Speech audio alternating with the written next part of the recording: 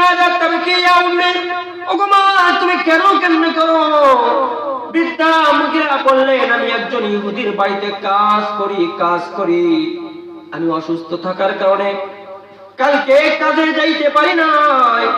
আজকে গেলে আমার উপরে ওই ইহুদি আঘাত করতে পারে। আল্লাহর নবী বিশ্বনবী বললেন, মা গো চলেন কোন ইহুদের বাড়ি, আমি আপনার জন্য সুপারিশ করব। আল্লাহর নবী যখন ইহুদের বাড়িতে গেল, যাওয়ার পরে ইহুদি বলল, আপনি কে? বলল, আমি আব্দুল্লাহ রাসূল মুহাম্মদ। বলল, ইয়া রাসূলুল্লাহ, ইয়া হাবিবাল্লাহ, আপনি কি মেরাজে গিয়েছিলেন? আল্লাহর নবী বললেন, বিহাইতু তাফহামু, কিভাবে তুমি বুঝলাম?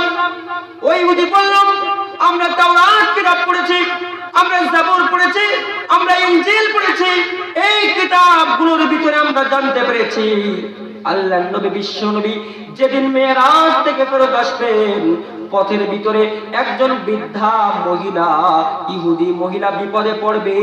তার বিপদ থেকে বাঁচানোর জন্য, সুপারিশ করার জন্য ওই নবী মেরাজ থেকে ফেরত আসবে। ইয়া রাসূলুল্লাহ, বলেন আপনি কোথায় গিয়েছিলেন? আল্লাহর নবী বলেন, হ্যাঁ, আমি আজকে মেরাজে গিয়েছিলাম। এই কথা বলার সঙ্গে সঙ্গে ইহুদি তার হাতটা নবীর হাতের দিকে বাড়ায় বলল, ইয়া রাসূলুল্লাহ, আপনার হাতটা বাড়ায় দেন, আমি এখনই কালিমা পড়ে মুসলমান হয়ে যাইতে চাই। কন্যা সুবহানাল্লাহ। আল্লাহর নবী মানুষের বিপদ আপদ দেখলে ঝাঁপা পড়তেন, কিভাবে তার বিপদটা দূর করা যায়।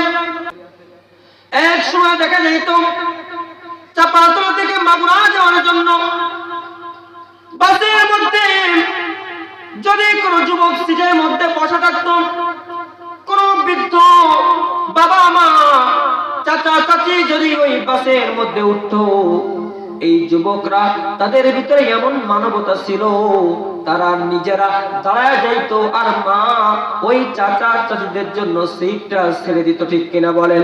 কিন্তু এখন যুব সমাজ এমন হয়ে গিয়েছে, তাদের ভিতরে মানুষের প্রতি অনুভূতি দেখানোর গুণটা তাদের মধ্যে নাই।